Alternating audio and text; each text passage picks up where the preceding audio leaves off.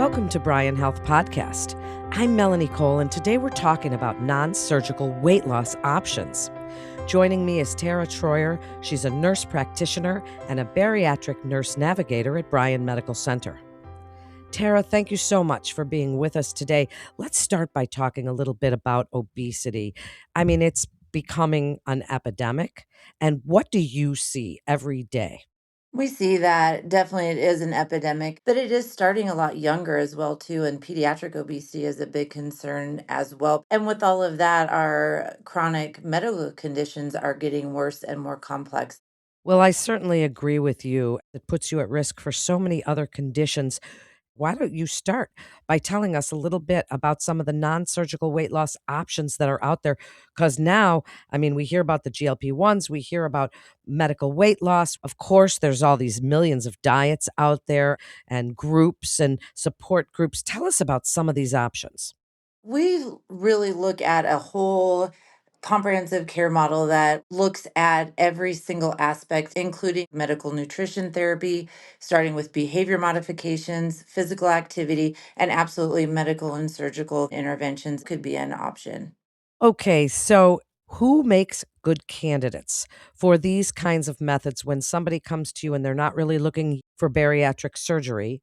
Sure, absolutely. Pretty much anybody would be a good candidate when they're concerned about their weight, if it's affecting their quality of life, especially when it comes to medical nutrition therapy or even just looking at healthy eating lifestyle, behavior modifications that could attribute maybe later on to an obesity issue, physical activity. Now, the medication interventions do come a little later on. We look more at BMIs of 30 or more, which takes in consideration height and weight.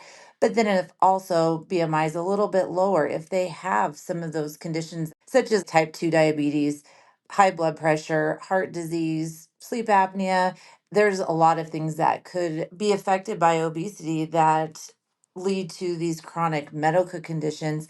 Obesity is chronic, it's a complex disease process, and it should be treated that way. It's a long term care for a chronic disease problem, and it's not just for a quick fix, short term changes. It needs to be a long term approach. It certainly does. So when we think of the lifestyle changes, what are we looking at? Well, one of them is nutrition therapy. So really we look at what does a healthy plate look like? What do healthy food choices look like? What do good portions look like? I mean, our portions these days are out of control. And so we like to really focus on what whole foods are good. We don't need supplements, we don't need special drinks and all of that stuff. Looking at the whole foods that you can purchase at the grocery store, looking at the foods that fit into certain lifestyles, cultures, eating habits. I mean, night shift, day shift, there's so many different situations. So it's a very specific, personal focused approach. And it's, again, set to be long term changes. And then we look at behavior modifications, incorporating, what's the psychological impact having on their weight loss or weight gain. We now have a counselor in our office, physical activity, structured exercise. It doesn't have to be an expensive equipment, an expensive gym, or a gym at all. You can park further away, take the stairs. It could be as much as just walking to go get the mail and walking back if normally we're just sitting on the couch. So many different ways that we can increase activity in our day to day. And then we talked about the medical interventions with weight loss medications is another opportunity, another intervention. And you mentioned perfectly, these are all just tools. Yes, so they are. Now, when those lifestyle changes are not enough, there are medications that we keep hearing about in the media and all over now. They can be a really good option when prescribed by your practitioner, by your clinician. So, speak a little bit about these medications. Yes, and I am first going to speak a little bit about reviewing what current medications that the patients are on. There are so many medications out there that we're not aware of that can be a cause of either weight gain or a barrier to weight loss, maybe increased appetite. So it's really good to review those with a specialist in this area like myself or your PCP, mental health provider, whatever it might be, but to review what medications currently might be attributing to some of the issues. But right now, with different kinds of medications that we have, there are some requirements for those. You have to have BMIs that are equal or greater to 30 or 27 if you have some of the comorbidities that we talked about, such as type 2 diabetes, hypertension. And then some of the medications, like those GLP 1s that we hear so much about, there are a lot of requirements with those in order to be eligible for coverage, which is a whole nother podcast in and of itself. The types of medications that we have right now, there are specific ones for appetite suppression. And these class of meds are usually like a stimulant, something to help you feel fuller faster. And then we have meds that address some of the metabolic dysfunctions that we have, such as insulin resistance. And the biggest class I would say that we use a lot is the behavior modification medications. These address the constant thoughts of food, that nagging need to want to snack and eat, even when you're not hungry, the inability to stop eating once you've started eating, cravings for sweet treats, carbohydrates such as breads and pastas. So there's a certain class of meds for those too. Then there are the meds that are multifactorial that can take care of a lot of those things in one, which specifically would be like those GLP-1 medications that are all over the news. Well, then, Tara, tell us some of the reasons why a medication wouldn't be suitable for someone. Does it interact with the medications that they've been on? And as you said, there are certain criterias, especially for those GLP 1s. So, why might some medications not be suitable for people? Each medication that we have and each class of medication, they all come with their own possible side effects, interactions, contraindications.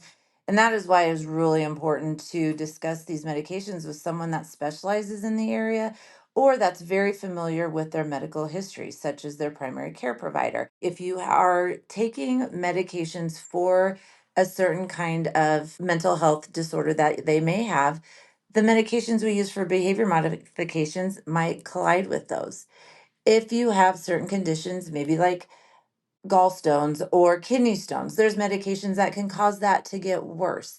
If you have anxiety, some of the stimulants for appetite suppression can definitely make that worse. So it's really going step by step through the current medications they're taking and some of their medical history in order to find a very specific plan that would work for them and be safe when it comes to medications.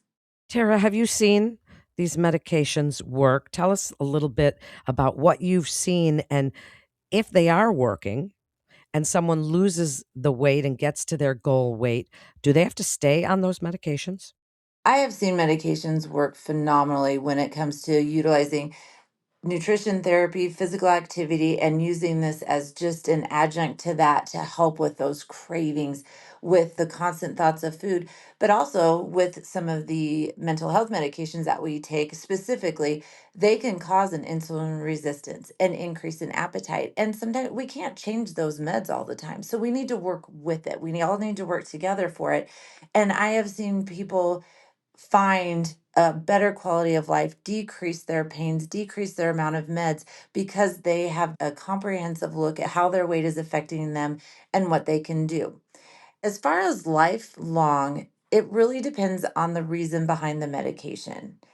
If they were taking a medication to help modify a behavior and they're able to come off of that medication and be monitored and be able to establish those long term habits, then maybe it can be a short term med with a long term behavior change. My experience shows, though, majority of the time, they do become lifelong as part of their long term weight management plan. This is very similar to the medications that are taken for management of any other chronic disease state. So, if you're taking a medicine to help with food noise that is maybe part of another medication or part of another condition, going off the medicine that has curbed that, those other aspects are still there and they're not going to go away. And so the appropriateness, it's really important, I should say, to be able to work with a provider that can spend the time and be able to prescribe these meds and monitor it on a long-term basis as the progress goes. Sometimes we change meds as the patients progress. Maybe they don't need the same things all the time. It's just an ongoing condition, it's ongoing monitoring. Yeah, you put that really well. Tell us a little bit about Brian's approach to non surgical weight loss options. Share for patients what the process includes, the consultation, the plan, repeat visits, because for some patients, Tara, that's the scariest part is that first visit.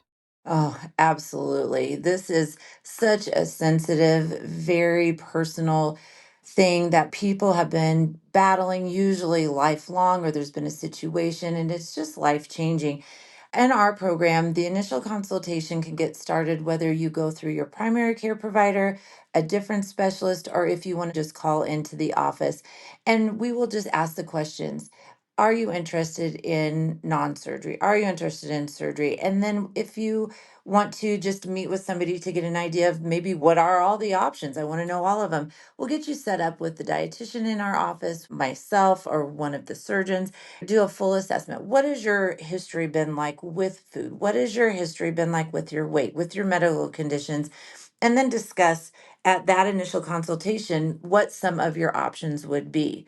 And then we do tailor the plan from there. Then we'll decide with the patient being, they are the ones steering this boat. They get to decide what is right for them. And we will then help them in their journey to get to the goals that they are wanting, that they have set for themselves, whether it is get off some of the medications, whether it's able to run a marathon, whatever their personal goals are, that's what our goal is for them. And whatever it takes as the process goes, we will change it up. We will work with them as things change to be able to reach the end goal for them.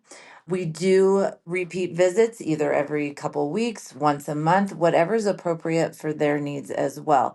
And we always are here. There is never an end date to this process. We will be here if the weight comes off and stays off for checks to keep that in check and to keep you where you want to be. If things don't quite go as you want in life for you and you need to come back and we need to reassess things, we are here and we are non-judgmental. All of the people in our office are very open and very sensitive when it comes to this whole process.